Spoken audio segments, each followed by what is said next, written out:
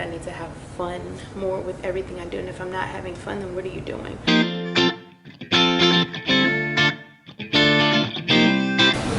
Welcome. So today's a healing vlog, and I want to do something a little different today. I thought about like many different things that we could possibly do or talk about, but I think I want to give you guys the mini guide to the subtle art of doing better and not giving a bleep.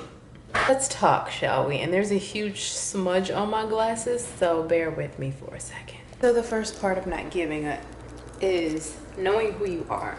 This is something that I'm still learning every day, who I am.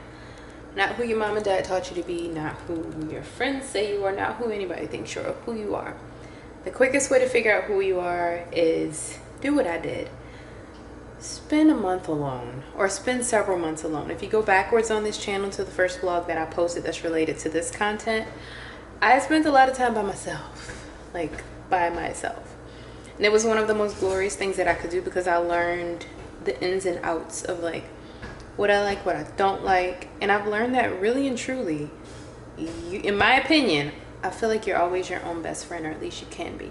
So that's number one. Number two, do what you want to do. I think I talked about this book before, and I need to have the book with me when I'm talking, but I talked about this book before that I'm reading by an author named Osho, and talks about how in order to be selfless and be there for others, as my earring falls out of my ear, you have to be selfish, and like not in a way that is destructive and harmful to the world, but in ways that focus on what you want first. Because I think that a lot of us who are givers, we get caught up in like, how can we help people? What can we do for people? And we forget sometimes that we have to start within with what it is that we want to do. Imagine if you lived your life doing everything that you wanted to do truly, how much different it would be. So I know there are of course constraints and limitations to that, but I truly do believe that if you take a little step towards doing what you want to do, it's going to change everything. Number three is have fun. I started to realize recently that just kind of in general in my life, like I was not having fun. Like everything was just like sad, stressed, unhappy, scared, feared. And it's understandable, you know what I'm saying? Because a lot has happened over the last year. A whole lot has happened. But I started to realize that I'm starting to realize that I need to have fun more with everything I do. And if I'm not having fun, then what are you doing? I think that it's hard for most people because like there are so many like constraints that people deal with, and when you grow up and when you're in kind of a cycle or a pattern, or you're programmed to feel like if I don't have A, B, C, D, E, and if I don't work myself to the bone to get those things, then I must, you know, suffer for that, you know, rewards and hard, arduous work is the only thing that could allow me at some point to relax or vacate or vacation from the daily toil. There's so much with how everything is set up where it's hard to like reconceptualize it and break out of that, but it's possible. I'm not an expert on this because I'm still learning, but take little moments out of your day. And I think a lot of this goes back to journaling. All of the points that I'm making, I think that you could literally start and just make columns and like talk about the different things that you know like to do, that you know, okay, how can I you know, be more true to myself? How can I have fun? I think that journaling is a great tool to sort of iron out and lay out all of these things. One big thing for me has been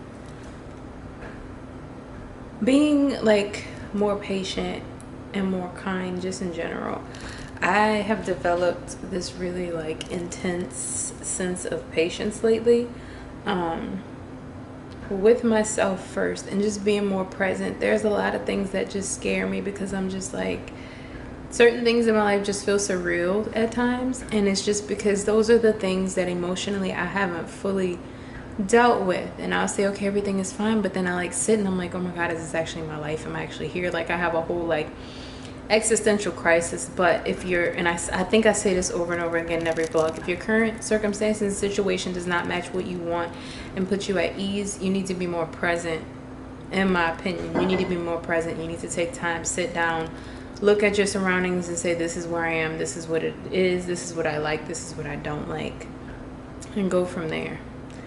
I feel like it makes a difference, and it allows you to address your current situation better instead of becoming anxious or depressed, or at least to help alleviate some of that. Of course, there's like, I always say, therapy, life coaching, you know, there's people and professionals who can help with a lot of this, but this is just something that's like worked for me lately. Doing these vlogs helps too, because then I can talk to y'all and just kind of like figure out and record my progress of just figuring things out.